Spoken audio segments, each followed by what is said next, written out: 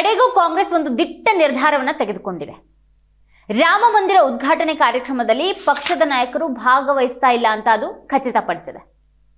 ಇಲ್ಲಿ ಒಂದು ವಿಚಾರ ಅಂತೂ ನಿಜ, ಬಿಜೆಪಿ ಕೂಡ ಇದೇ ಬೇಕಾಗಿತ್ತು. ಕಾಂಗ್ರೆಸ್ ಹಿಂದೂ ವಿರೋಧಿ ಮತ್ತು ರಾಮನ ವಿರೋಧಿ ಅಂತ ಬಿಂಬಿಸೋದೇ ಅದರ ಮುಖ್ಯ ಕೆಲಸ. ಒಂದು ವೇಳೆ ಕಾರ್ಯಕ್ರಮದಲ್ಲಿ ಪಾಲ್ಗೊಳ್ಳೋದಿಕ್ಕೆ ನಿರ್ಧಾರ ತೆಗೆದುಕೊಂಡಿದ್ರು ಅದಕ್ಕೂ ಕಾಂಗ್ರೆಸ್ ಅನ್ನ ಗುರಿ ಮಾಡಿ ಮಾತನಾಡೋದಕ್ಕೆ ದಾರಿ ಇದ್ದೇ ಇರ್ತಾ ಇತ್ತು ಅನ್ನುವಂಥ ಮಾತು ಬೇರೆ.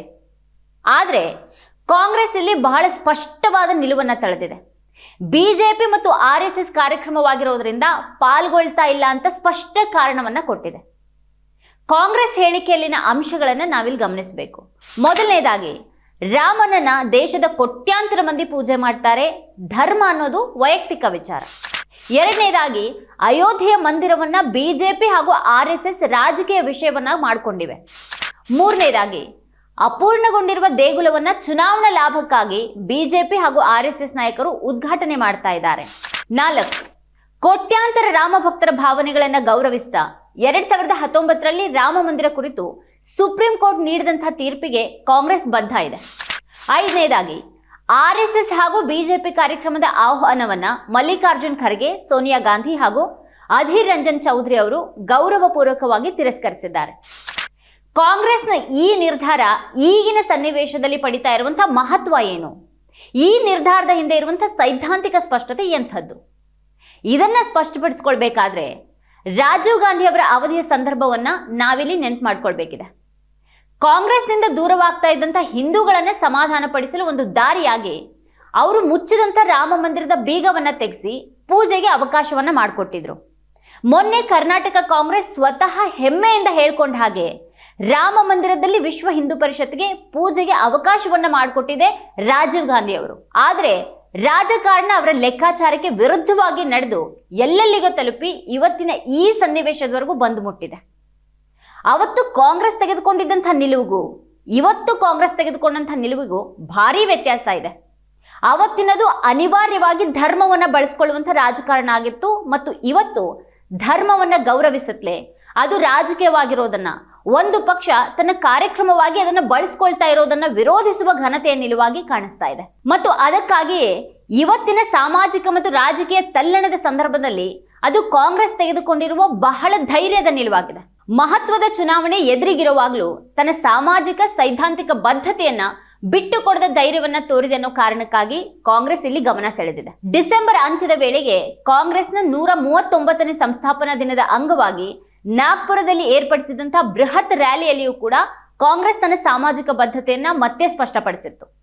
ಈ ನಡುವೆಯೇ ಅಯೋಧ್ಯೆ ಕಾರ್ಯಕ್ರಮದ ಆಹ್ವಾನ ಕಾಂಗ್ರೆಸ್ನ 3 ಹಿರಿಯ ನಾಯಕರಿಗೆ ಬಂದಿತ್ತು. ಕಾಂಗ್ರೆಸ್ ಅನ್ನ ಇಕ್ಕಟ್ಟಿನಲ್ಲಿ ಸಿಲುಕಿಸುವಂತಹ ತನ್ನ ಉದ್ದೇಶದ ಭಾಗವಾಗಿನೇ ಬಿಜೆಪಿ ಅಯೋಧ್ಯೆ ಕಾರ್ಯಕ್ರಮದ ಆಹ್ವಾನವನ್ನ ನೀಡಿತ್ತು ಅನ್ನೋದ್ರಲ್ಲಿ ಯಾವುದೇ ಡೌಟ್ ಅಂತೂ ಇಲ್ಲ. ಎದುರಾಳಿಗಳ ಪಾಲಿಗೆ ರಾಜಕೀಯ ಸಂದಿಗ್ಧವನ್ನ ಸೃಷ್ಟಿ ಮಾಡಿ ಆಟ ನೋಡುವಂಥ ಚಾಳಿ ಅದರದು. ಒಪ್ಪಿದ್ರೂ ಕಷ್ಟ, ಒಪ್ಪದೇ ಇದ್ರೂ ಸವಾಲುಗಳು ತಪ್ಪೋದಿಲ್ಲ ಅನ್ನುವಂಥ ಸಂದಿಗ್ಧತೆಯ ನಡುವೆಯೂ ಹೆಚ್ಚು ಹೊಯ್ದಾಟಗಳಿಲ್ಲದೆ ಕಾಂಗ್ರೆಸ್ ತನ್ನ ನಿರ್ಧಾರವನ್ನ ಪ್ರಕಟಿಸಿದೆ ಮತ್ತು ಅದರ ಪರಿಣಾಮವನ್ನ ಸವಾಲಾಗಿಯೇ ಸ್ವೀಕರಿಸಿದೆ. ರಾಮನ ಹೆಸರಿನ ಕಾರ್ಯಕ್ರಮದಲ್ಲಿ ರಾಷ್ಟ್ರದ ಕಾರ್ಯಕ್ರಮ ಅಂತ ಬಿಂಬಿಸ್ತಾ ಬಿಜೆಪಿ ಮತ್ತು RSS ಮಾಡ್ತಾ ಇರೋದು ತಮ್ಮ ರಾಜಕೀಯ ಕಾರ್ಯಕ್ರಮವನ್ನ ಮಾತ್ರ ಅಂತ ಕಾಂಗ್ರೆಸ್ ಬಹಳ ಸ್ಪಷ್ಟವಾಗಿ ಹೇಳಿದೆ. ಕಾರ್ಯಕ್ರಮಕ್ಕೆ ಯಾರನ್ನ ಕರಿಬೇಕು, ಯಾರನ್ನ ಕರಿಬಾರ್ದು ಅನ್ನುವಲ್ಲಿ ರಾಜಕಾರಣ ಇದೆ ಅಲ್ವೇ? ಅಂಬಾನಿ ಅದಾನಿಗಳನ್ನ ಕರೆಯುವಲ್ಲಿ, ಸರ್ಕಾರಕ್ಕೆ ಬೇಕಿರುವಂತೆ ಮಾತನಾಡುವಂಥ ನಟರು ಕಲಾವಿದರನ್ನ ಕರೆಯೋದ್ರಲ್ಲಿ ರಾಜಕೀಯ ಇದೆ ಅಲ್ವೇ? ಸರ್ಕಾರದ ತುತ್ತೂರಿ ಆಗಿರುವಂಥ ಪತ್ರಕರ್ತರನ್ನ ಮಾತ್ರ ಆಹ್ವಾನಿಸಿ ಪ್ರಶ್ನೆ ಮಾಡುವಂಥ ಪತ್ರಕರ್ತರನ್ನ ದೂರ ಇಟ್ಟಿರೋದು ರಾಜಕಾರಣ ಅಲ್ವೇ? ಅಡ್ವಾಣಿ, ಮುರಳಿ ಮನೋಹರ್ ಜೋಶಿ ಅವರನ್ನ ವಯಸ್ಸಿನ ನೆಪ ಮುಂದೆ ಮಾಡಿ ದೂರ ಇಟ್ಟಿರೋದ್ರಲ್ಲಿ ಮಹಾ ರಾಜಕಾರಣ ಇದೆ ಅಲ್ಲ? ಉದ್ಧವ್ ಠಾಕ್ರೆ ಅವರನ್ನ ಆಹ್ವಾನಿಸದಿರುವಂಥ ನಡೆ ರಾಜಕೀಯದ್ದೇ ಆಗಿದೆ ಅಲ್ವಾ? ರಾಮನ ಹೆಸರಿನ ಕಾರ್ಯಕ್ರಮದಲ್ಲಿ ಇಷ್ಟೊಂದು ರಾಜಕೀಯ ನಡೆದಿದೆ. ರಾಮನ ಪೂಜೆಯ ಹೆಸರಿನಲ್ಲಿನ ಈ ರಾಜಕೀಯದ ಹಿಂದೆ ಇರುವವರು ಯಾರು? ಇವರ ಆತ್ಮವಂಚನೆಗೆ ಕೊನೆಯೇ ಇಲ್ವಾ? ದೇಶದ ಜನರನ್ನ ವಂಚಿಸುವಂಥ ರೀತಿ ಅಲ್ವಾ ಇದು? ರಾಮನ ಹೆಸರಲ್ಲಿ ಇಡೀ ದೇಶವನ್ನ ಬಿಜೆಪಿ ಮಯವಾಗಿಸುವ ಈ ಬಿಜೆಪಿ RSS ರಾಜಕಾರಣ ಅದೇ ಗುಂಗಲ್ಲಿ ಜನರಿರುವಾಗಲೇ ಚುನಾವಣಾ ಪ್ರಚಾರ ಭಾಷಣಗಳೊಂದಿಗೆ ಮತ್ತೆ ಜನರನ್ನ ಎದುರುಗೊಳ್ಳಲಿದೆ ಅಲ್ವಾ? ಈಗ ನಿಜಕ್ಕೂ ಸವಾಲುಗಳಿರೋದು ಕಾಂಗ್ರೆಸ್ ಎದುರಿನಲ್ಲಿ. ಅದು ಈಗ ಹಿಂದೂ ವಿರೋಧಿ ಮತ್ತು ರಾಮನ ವಿರೋಧಿ ಅಂತ ಬಿಂಬಿಸುವವರ ಅಬ್ಬರ ಮತ್ತು ಕೋಲಾಹಲಗಳನ್ನು ಎದುರಿಸಬೇಕಾಗಿದೆ. ಆ ಗದ್ದಲ ಮತ್ತು ಸುಳ್ಳು ಪ್ರಚಾರದ ನಡುವೆಯೇ ಅದು ಜನರ ಬಳಿಗೆ ಹೋಗಬೇಕಾಗಿದೆ. ಚುನಾವಣೆಯನ್ನ ಗೆಲ್ಲಲು ತಾನು ನೆಚ್ಕೊಂಡಿರುವಂತಹ ಜಾತ್ಯತೀತ ಮೌಲ್ಯಗಳ ಮಹತ್ವವನ್ನ ಜನರಿಗೆ ಮನವರಿಕೆ ಮಾಡುವ ಕಷ್ಟ ಅಂತೂ ಸಣ್ಣದೇನಲ್ಲ. ಹಾಗೆ ನೋಡಿದ್ರೆ ರಾಮ ಮಂದಿರ ಕಾರ್ಯಕ್ರಮದ ವಿಚಾರದಲ್ಲಿ ದೇಶದ ಪ್ರಮುಖ ಹಿಂದೂ ಸ್ವಾಮೀಜಿಗಳು ತೀಕ್ಷ್ಣವಾಗಿಯೇ ಪ್ರತಿಕ್ರಿಯೆ ನೀಡಿದ್ದಾರೆ. ಬಿಜೆಪಿ, RSS ಹಾಗೂ ಪ್ರಧಾನಿ ಮೋದಿ ರಾಮ ಮಂದಿರ ಕಾರ್ಯಕ್ರಮವನ್ನು ಸಂಪೂರ್ಣವಾಗಿ ರಾಜಕೀಯ ಕಾರ್ಯಕ್ರಮ ಮಾಡಿದ್ದಾರೆ ಅಂತ ತೀವ್ರ ಆಕ್ರೋಶವನ್ನು ವ್ಯಕ್ತಪಡಿಸಿದ್ದಾರೆ. ಅಂತಹ ಕಾರ್ಯಕ್ರಮಕ್ಕೆ ತಾವು ಹೋಗೋದೇ ಇಲ್ಲ ಅಂತ ಹೇಳಿದ್ದಾರೆ.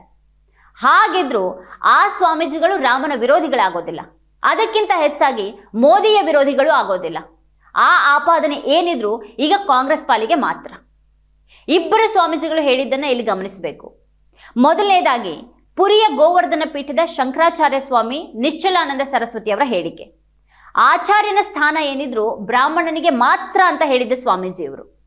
ಪ್ರಧಾನಿ ಮೋದಿ ರಾಮನ ಪ್ರತಿಮೆಯನ್ನ ಮುಟ್ಟಿ ಅದನ್ನ ಪ್ರತಿಷ್ಠಾಪನೆ ಮಾಡೋದಾದ್ರೆ ಅದನ್ನ ನೋಡಿ ಚಪ್ಪಾಳೆ ತಟ್ಟೋದಿಕ್ಕೆ ನಾನಲ್ಲಿಗೆ ಹೋಗ್ಬೇಕಾ ಅಂತ ಪ್ರಶ್ನೆ ಮಾಡಿದ್ದಾರೆ.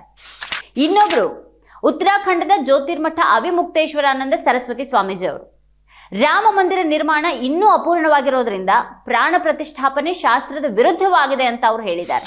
ಶಂಕರಾಚಾರ್ಯರ 4 ಮಠಗಳ ಮಠಾಧೀಶರು ಕಾರ್ಯಕ್ರಮದಲ್ಲಿ ಪಾಲ್ಗೊಳ್ತಾ ಇಲ್ಲ. ಕಾರ್ಯಕ್ರಮ ಶಾಸ್ತ್ರಕ್ಕೆ ವಿರುದ್ಧವಾಗಿದೆ ಅನ್ನೋ ಕಾರಣವನ್ನ ನೀಡಲಾಗಿದ್ದು ಇದರಲ್ಲಿ ಮೋದಿ ವಿರೋಧಿಯಾದದ್ದು ಏನೂ ಇಲ್ಲ ಅಂತ ಸ್ಪಷ್ಟನೆಯನ್ನ ನೀಡಿದ್ದಾರೆ. ಆದ್ರೆ ಕಾಂಗ್ರೆಸ್ ವಿರುದ್ಧ ಮಾತ್ರ ಆಗ್ಲೇ ಆಕ್ರೋಶ ಶುರುವಾಗ್ಬಿಟ್ಟಿದೆ. ಕೇಂದ್ರ ಸಚಿವರುಗಳಾದ ಅನುರಾಗ್ ಠಾಕೂರ್, ಸ್ಮೃತಿ ಇರಾನಿ, ಹರ್ದೀಪ್ ಸಿಂಗ್ ಪುರಿ, ಸಂಸದ ಮನೋಜ್ ತಿವಾರಿ ಮೊದಲಾದವರೆಲ್ಲ ಕಾಂಗ್ರೆಸ್ ವಿರುದ್ಧ ಮುಗಿಬಿದ್ದಿದ್ದಾರೆ. ಹಿಂದೂ ವಿರೋಧಿ, ಸನಾತನ ವಿರೋಧಿ ಅಂತೆಲ್ಲ ಜರೆದಿದ್ದಾರೆ. ಜನರು ಕಾಂಗ್ರೆಸ್ ಅನ್ನ ಬಹಿಷ್ಕರಿಸಲಿದ್ದಾರೆ ಅಂತ ಹೇಳೋ ಮೂಲಕ ಜನರನ್ನ ಎತ್ತಿ ಕಟ್ಟೋದಿಕ್ಕೂ ಆಗ್ಲೇ ಶುರು ಮಾಡ್ಕೊಂಡಿದ್ದಾರೆ. ಅಧಿಕಾರ, ಹಣ, ಮಡಿಲ ಮೀಡಿಯಾ, IT ಸೆಲ್ ಕಾರ್ಯಕರ್ತರು ಎಲ್ಲರನ್ನ ಇಟ್ಕೊಂಡು ಅವರು ಅಯೋಧ್ಯೆ ಮಂದಿರ ವಿಚಾರವನ್ನ ರಾಜಕೀಯವಾಗಿಸಿ ಅಂತಿಮವಾಗಿ ಅದನ್ನ ಕಾಂಗ್ರೆಸ್ ವಿರುದ್ಧ ಚುನಾವಣಾ ಅಸ್ತ್ರವಾಗಿಸಲಿದ್ದಾರೆ.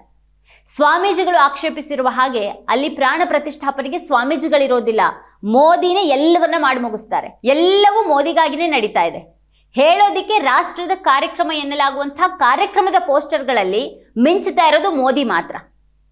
ರಾಮ ಮಂದಿರ ಅನ್ನೋದು ಬಿಜೆಪಿ ಪ್ರಾಜೆಕ್ಟ್ ಮಾತ್ರ ಎನ್ನುವಂತಾಗಿರೋದು ಇವರ ರಾಜಕೀಯದಲ್ಲಿ ಸ್ಪಷ್ಟವಾಗಿ ಕಾಣಿಸ್ತಾ ಇದೆ. ರಾಮನ ಹೆಸರಿನಲ್ಲಿನ ಕಾರ್ಯಕ್ರಮ ಅವರು ಹೇಳಿದ್ದಕ್ಕೆ ಹೂಂಗುಟ್ಟುವವರ ಜೊತೆಗಿನ ಸಮಾವೇಶ ಮಾತ್ರ ಇದಾಗಿರಲಿದೆ. ಹೀಗಿದ್ರು ಕಾಂಗ್ರೆಸ್ ಆ ಕಾರ್ಯಕ್ರಮದಲ್ಲಿ ಪಾಲ್ಗೊಳ್ಳದೇ ಇರೋದಕ್ಕಾಗಿ ಹಿಂದೂ ವಿರೋಧಿ, ರಾಮನ ವಿರೋಧಿ ಅನ್ನುವಂತಹ ಆರೋಪಗಳನ್ನು ಹೊರಬೇಕಾಗತ್ತೆ. ಇದು ಬಹಳ ದೃಢ ನಿಲುವು ತಳೆದಿರುವಂತಹ ಕಾಂಗ್ರೆಸ್ ಎದುರಿನ ದೊಡ್ಡ ಸವಾಲಾಗಿದೆ. ಈ ಸವಾಲನ್ನು ಎದುರಿಸುವಾಗ ಕಾಂಗ್ರೆಸ್ ಎದುರು ಇನ್ನೂ ಒಂದು ತೊಡಕಿದೆ. ಅದೇನೆಂದ್ರೆ ಅದರ ನಾಯಕರು, ರಾಜ್ಯ ಘಟಕಗಳು ಮಾಡ್ತಾ ಇರುವಂತಹ ಪ್ರಮಾದಗಳು. ರಾಷ್ಟ್ರೀಯ ಪಕ್ಷವಾಗಿ ಈಗಿನ ಸನ್ನಿವೇಶದಲ್ಲಿ ಕಾಂಗ್ರೆಸ್ ತೆಗೆದುಕೊಂಡಿರುವಂತಹ ಮಹತ್ವದ ನಿರ್ಧಾರವನ್ನ ಕರ್ನಾಟಕ ಸೇರಿದಂತೆ ಅದರ ರಾಜ್ಯ ಘಟಕಗಳು ಯಾಕೆ ಅರ್ಥ ಮಾಡ್ಕೊಳ್ತಾ ಇಲ್ಲ? ಯಾಕೆ ಮೃದು ಹಿಂದುತ್ವ ನಿಲುವಿನ ಪ್ರದರ್ಶನವನ್ನ ಮಾಡ್ತಾ ಇವೆ? ನಾವೇ ವಿಶ್ವ ಹಿಂದೂ ಪರಿಷತ್ಗೆ ರಾಮ ಮಂದಿರವನ್ನ ತೆರೆದುಕೊಟ್ಟಿದ್ದು ಅಂತ ಎದೆ ತಟ್ಟಿ ಹೇಳುವಂತಹ ಕರ್ನಾಟಕ ಕಾಂಗ್ರೆಸ್ ಹಾಗೂ ಇತರ ರಾಜ್ಯ ಘಟಕಗಳು ಸ್ಪಷ್ಟತೆಯನ್ನು ಪಡೆಯೋದು ಯಾವಾಗ? ಅಲ್ಲಲ್ಲಿ ಸ್ಥಳೀಯ ಕಾಂಗ್ರೆಸ್ ನಾಯಕರು ಬಿಜೆಪಿ ಕಾರ್ಯಕರ್ತರ ಜೊತೆ ರಾಮ ಮಂದಿರದ ಮಂತ್ರಾಕ್ಷತೆಯನ್ನು ಹಂಚೋದಿಕ್ಕೆ ಮನೆ ಮನೆಗೆ ಹೋಗ್ತಾ ಇರುವಂತಹ ವರದಿಗಳಿವೆ.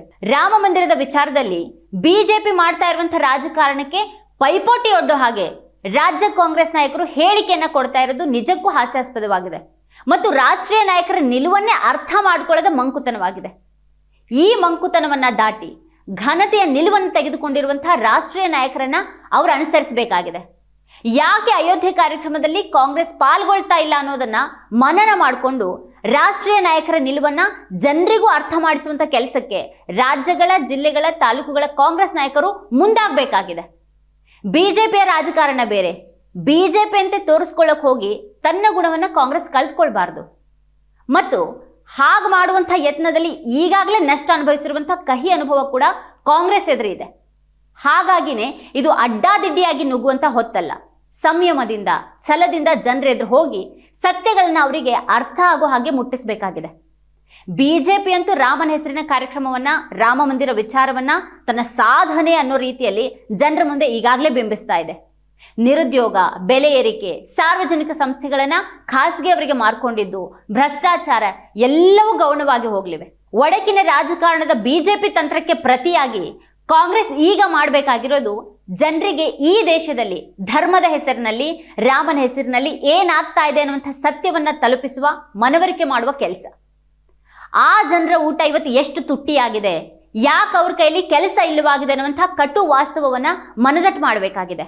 2024 ಚುನಾವಣೆಯನ್ನ ಗೆಲ್ಲಬೇಕಿರುವಂಥ ತನ್ನ ಗುರಿಯನ್ನ ಸಾಧಿಸೋದಿಕ್ಕೆ ಕಾಂಗ್ರೆಸ್ ಖಂಡಿತವಾಗಿಯೂ ಇಂಥದ್ದೊಂದು ಕಷ್ಟದ ಹಾದಿಯಲ್ಲಿ ನಡೀಲೇಬೇಕಾಗಿದೆ. ರಾಹುಲ್ ಗಾಂಧಿ ಅವರು ಕೈಗೊಳ್ತಾ ಇರುವಂಥ 2ನೇ ಹಂತದ ಯಾತ್ರೆಗೆ ಪೂರಕವಾಗುವಂತೆ ಪಕ್ಷದ ಇತರ ನಾಯಕರ ಎಚ್ಚರದ ನಡಿಗೆ ಈಗ ಬಹಳನೇ ಅಗತ್ಯ ಇದೆ. ತಕ್ಷಣದ ಲಾಭಕ್ಕಾಗಿ ಅವ್ರು ಹಳಿ ತಪ್ಪಿದ್ರೆ ಮತ್ತೆ ಇಲ್ಲಿ ಚಿಂತಿಸಿ ಫಲ ಇಲ್ಲ. ಇದೆ ಈ ಹೊತ್ತಿನ ಸ್ಪೆಷಲ್. ನೋಡ್ತಾ ಇರಿ ವಾರ್ತಾ ಭಾರತಿ. ನೀವಿನ್ನು ವಾರ್ತಾ ಭಾರತಿ ಯೂಟ್ಯೂಬ್ ಚಾನೆಲ್ಗೆ ಸಬ್ಸ್ಕ್ರೈಬ್ ಆಗಿಲ್ಲ ಅಂದರೆ ಈ ಕೂಡಲೇ ಸಬ್ಸ್ಕ್ರೈಬ್ ಆಗಿ, ಹಾಗೆಲ್ಲೇ ಪಕ್ಕದಲ್ಲಿರೋ ಬೆಲ್ ಐಕಾನ್ನ ಪ್ರೆಸ್ ಮಾಡಿ.